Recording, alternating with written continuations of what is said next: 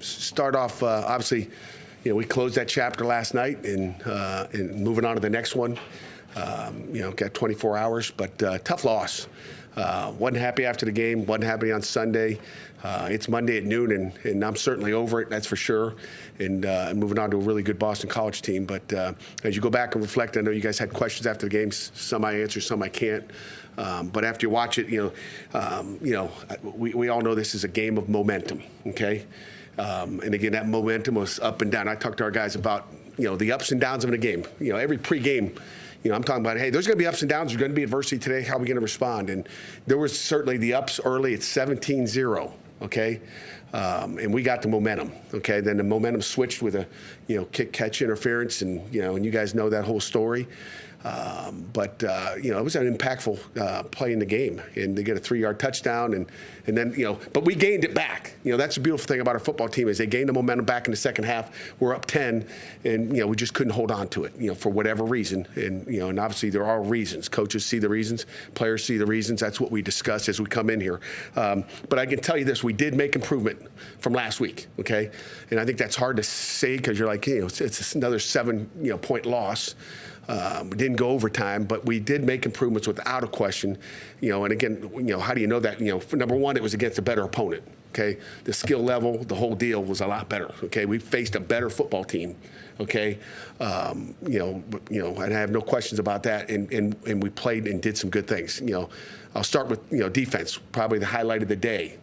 Just the way we stopped the run. Okay, because we didn't stop the run against them last year. I think it was maybe 176 yards.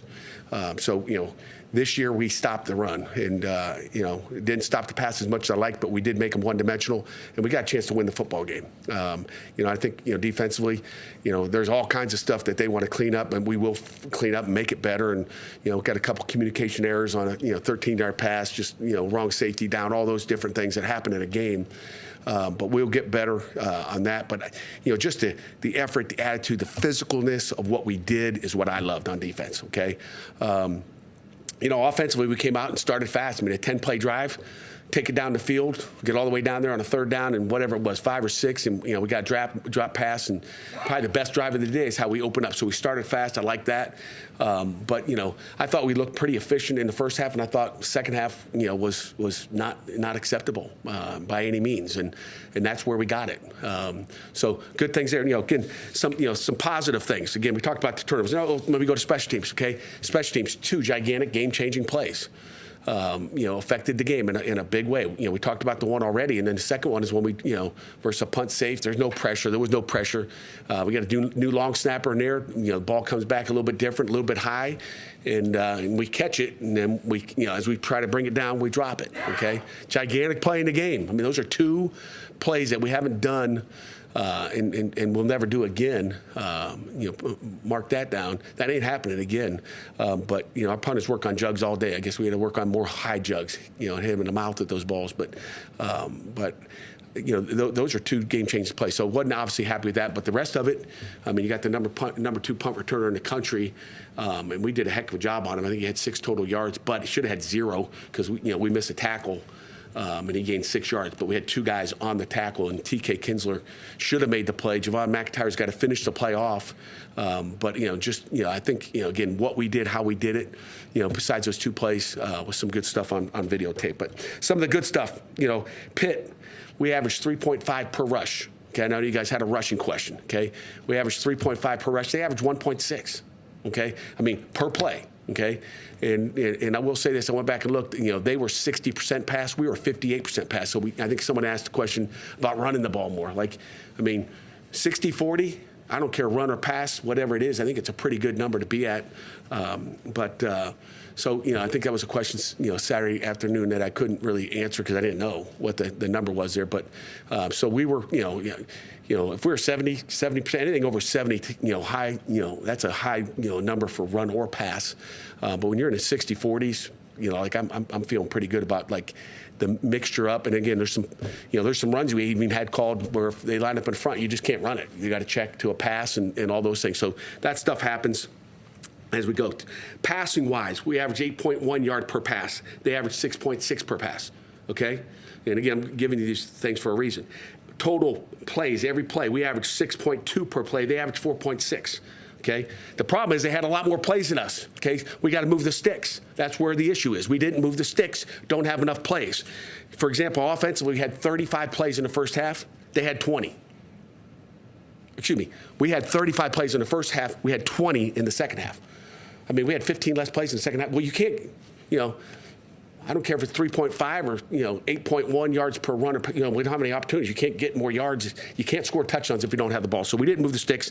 We got to fix that. And again, everything we see on tape is visible. And then defensively, we're on the it appeared we were on the field for 95 plays in the second half, but we were on the field for 49 plays in the first half. Again, mainly because Biles takes a pick six back, and then you're back on defense. So it's gated, ready to go, and then we only had 41 in the second half. So you got to be on the field to score points, okay?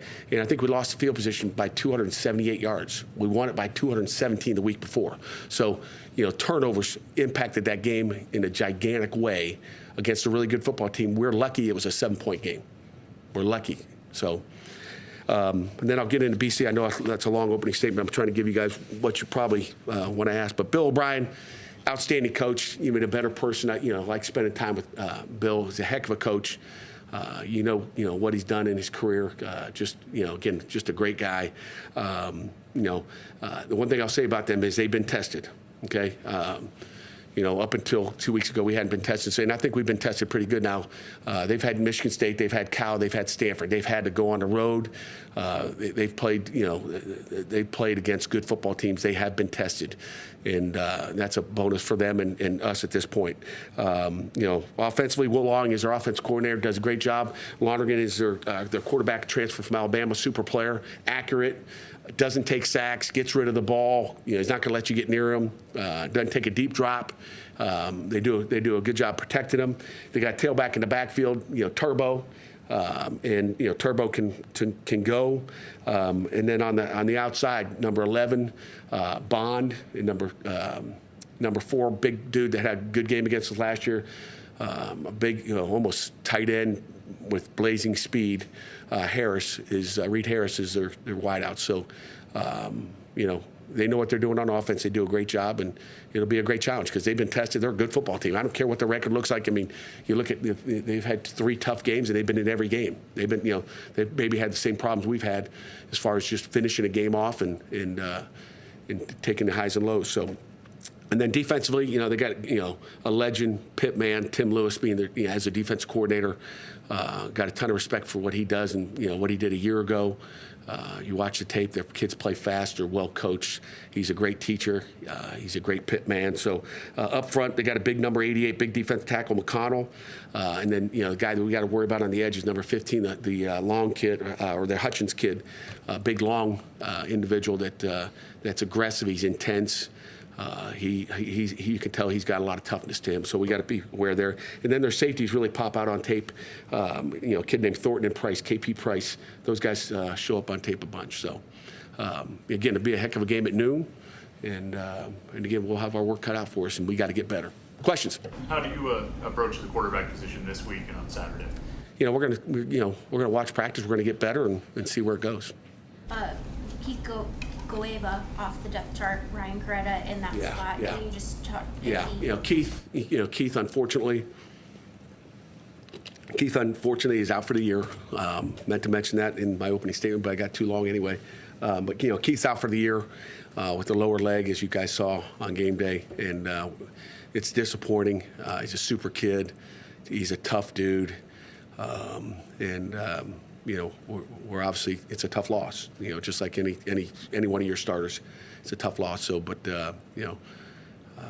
we'll regather, work the depth chart, and see where we go from there. What do you like about Coretta in that spot? Coretta's, he's played both. He's played center, he's played guard, and I just think he's the best guy. He's one of the 5 best guys to put in there. We got guys behind him. Isaiah Montgomery will be ready, Tyree will be ready, and Jackson Brown will be ready. So those, we got 3 other guys that have played football for us. I shouldn't say Tyree's, played on the field goal team, but those other 2 have been in games. Matter of fact, Jackson played tackle for us last year in this game. So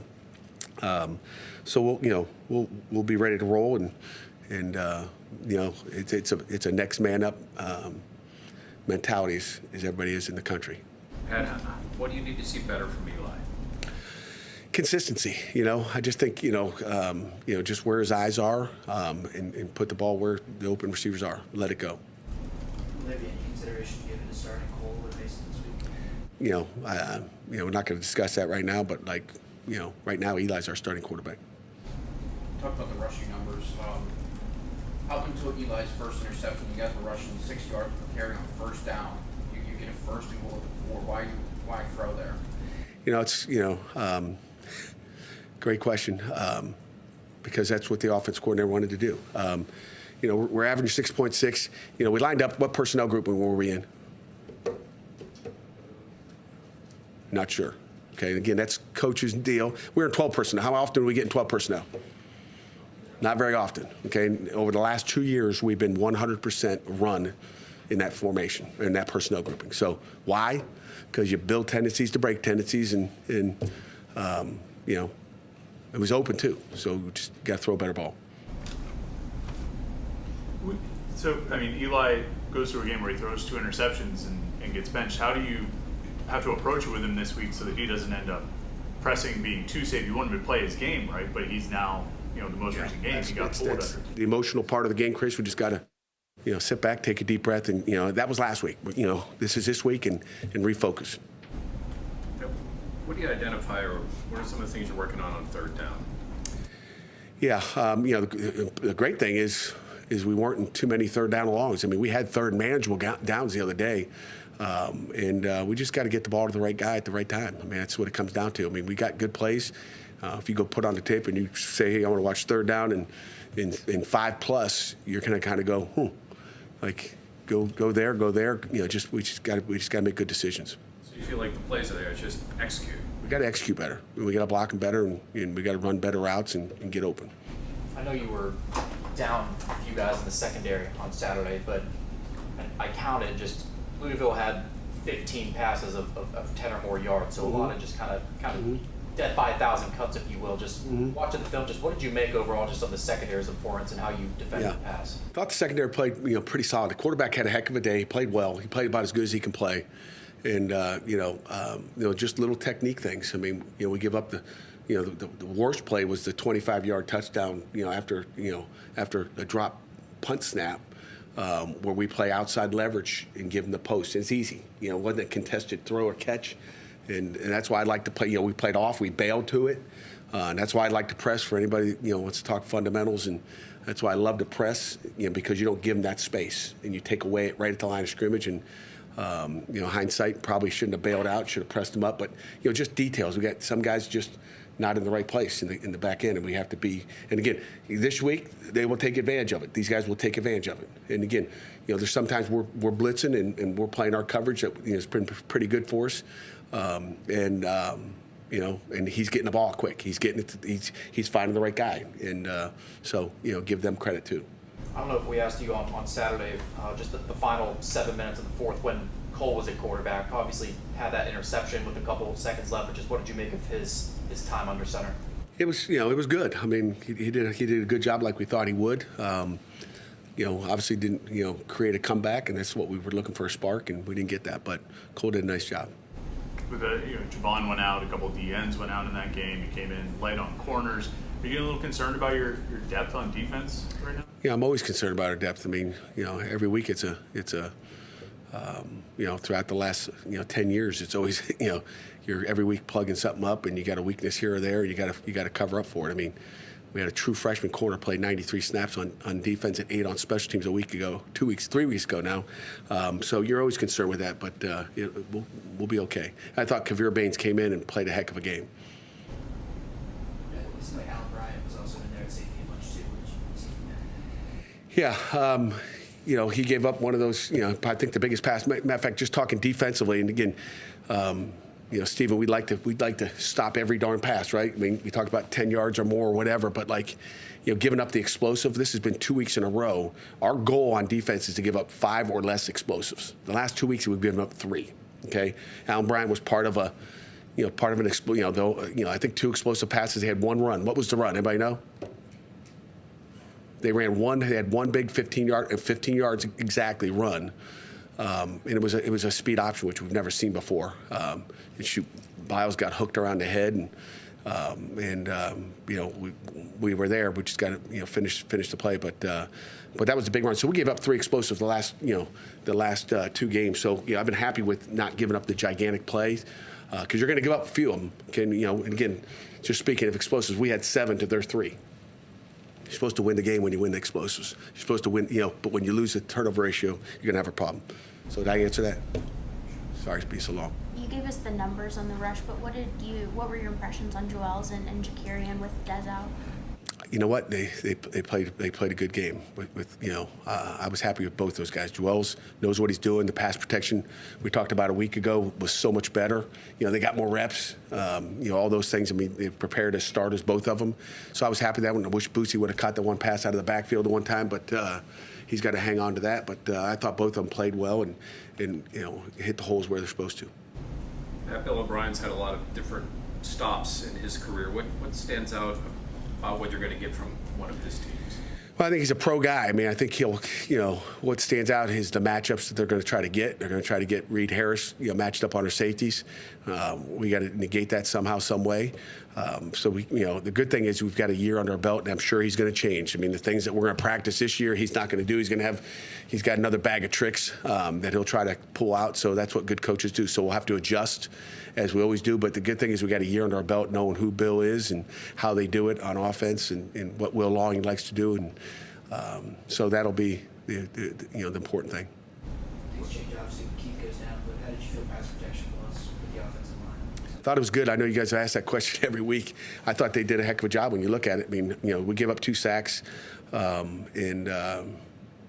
thought, you give up 2 sacks in a game, it's decent. But again, Eli got 1 and Cole got 1,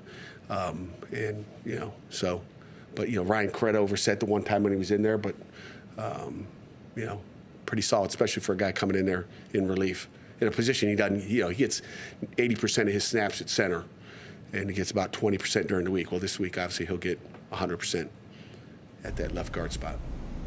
Just how overall is the morale in the locker room right now? And just when you have games like this, back-to-back weeks where you're up and you can't close out, is there a longer hangover that you have to deal with?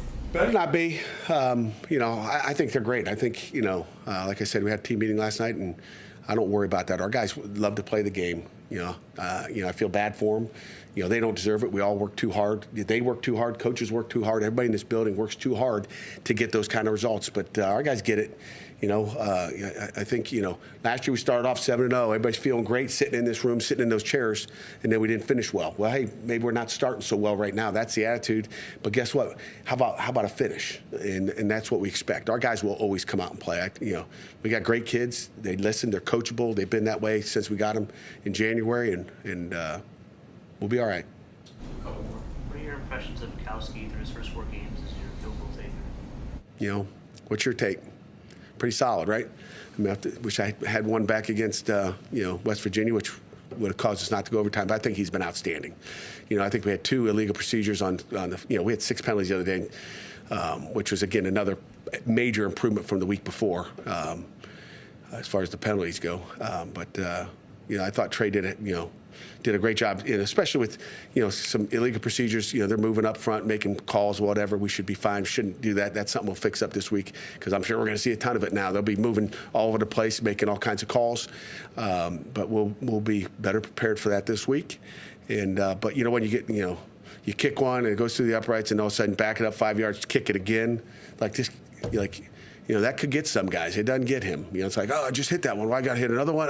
Like it's not him. He just lines up and. So, he's like this.